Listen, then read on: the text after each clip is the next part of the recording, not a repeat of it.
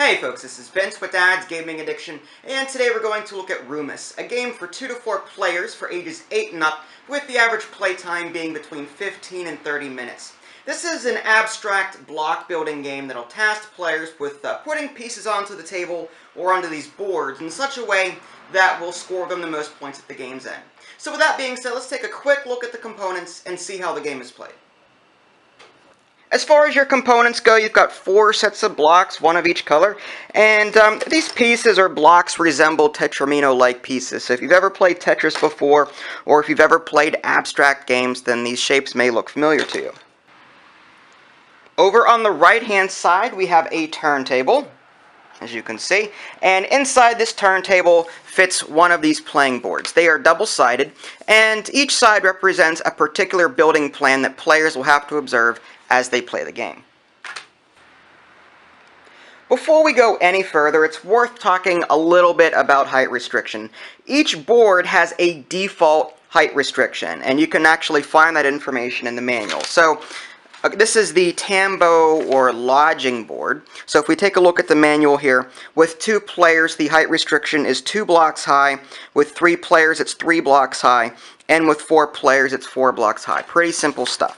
Now there are some boards, however, that have numbers listed on them, and you have to observe this in addition to what's in the manual. So in this particular instance, this row, or this number 1 here, says that while the maximum height restriction for 2 players, according to this here, for the stairs is 4, so the maximum height restriction for this board is 4. However, because there is a 1 here for this row, the maximum height for this row is 1. The maximum height for this row is 2. The maximum height for this row is 3. And then 4 through 8 would be 4, because again, the default would apply. You wouldn't be able to get up to 8 because the maximum in the manual lists 4. It's a little confusing, I know, but once you figure it out and get used to it, it'll be second nature to you. To set up the game, each player will choose a set of blocks and then choose one of the boards to put into the turntable. Now the manual says insert it into the turntable to where it won't shift around, but there's a little bit of space here between the board and the turntable groove, so there is going to be some movement no matter what you do. Unfortunately, that's just the way it was designed. The first move of the game, and you can choose a starting player at random, let's just say that red gets to go first. He'll go ahead and choose a block and just place it on the board like this. Okay? And then for the first move, for the other players, they'll want to connect one of the faces to an existing piece. So yellow could do something like this. These 2 faces are touching, so that would be a valid move. In the rounds that follow, you have to place a piece next to your own color. So now that it's red's turn again, he'll have to place a piece in such a way that will touch his previous piece that he placed. So it would fit in something like this. Because these 2 faces are touching, that would be a valid move. And yellow would follow suit, doing something similar.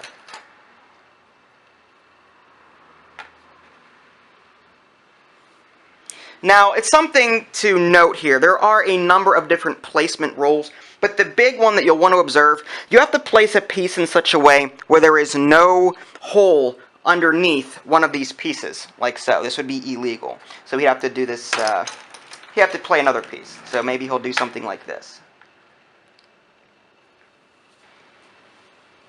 Now this will continue back and forth, with both players placing pieces while observing the height restrictions and other placement rules. The height restriction for this perka, or this wall board, is 2, so they can't go any higher than the level that they're currently on. So for example, it's yellow's turn. They're trying to place as many pieces as they can. This player couldn't do this. For example, this is like a T block, because this would extend it up to 3 levels, and again, the maximum height is 2. And they could also not place anything outside the building plan as shown here. So I think the best bet would be to do something like this. And red would follow suit on his turn, doing something possibly maybe like this. Now, once you get to a point where you can't play any more pieces legally, then you'll have to pass on your turn, and when both players, or when all the players, can't play any more pieces, the game ends. Now, once the game ends, players will count up their score. And to do that, you'll have to take a look at each of the visible faces if you were looking at it from the top. So, and I changed the camera so you can sort of see it. But you'll count the number of faces that you can see of your color from the top. So there's one here for red, another here for red, 2, 3, 4, 5. 6, 7, 8, 9, 10, 11, 12, 13, 14, 15, 16, 17, 18. So red gets 18 points, and yellow here has 1, 2, 3, 4, 5. Even if they're on a lower level, it still counts because you can see it. 5, 6, 7, 8, 9, 10, 11, 12, 13, 14, 15. So red would win this particular game 18 to 15. And there you have it, a quick look at Rumis. Hopefully you found this informative and enjoyable. It's important to stress that I did not cover all of the rules found in the manual. There are some placement rules that I just didn't cover altogether. But hopefully this will give you a nice general overview as far as how the game is played, and will give you an idea as to whether or not you want to pick it up for yourself. You can check out my full review at www.dadsgamingaddiction.com, and if you haven't already, please subscribe to my YouTube channel. That way you can keep up to date on any new content I happen to publish. This is Vince, thanks for watching, and I'll catch you next time.